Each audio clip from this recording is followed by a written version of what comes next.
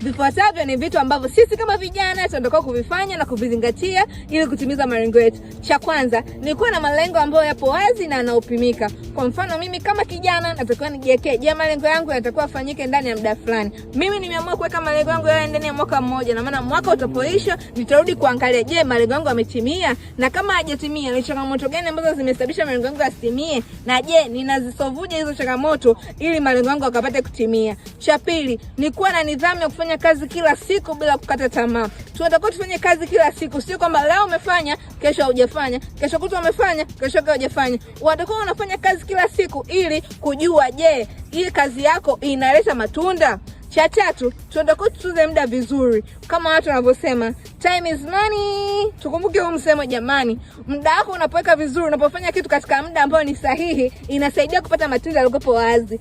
Cha nne ni kuwa na juhudi katika kufanya kitu na kuwa na subira.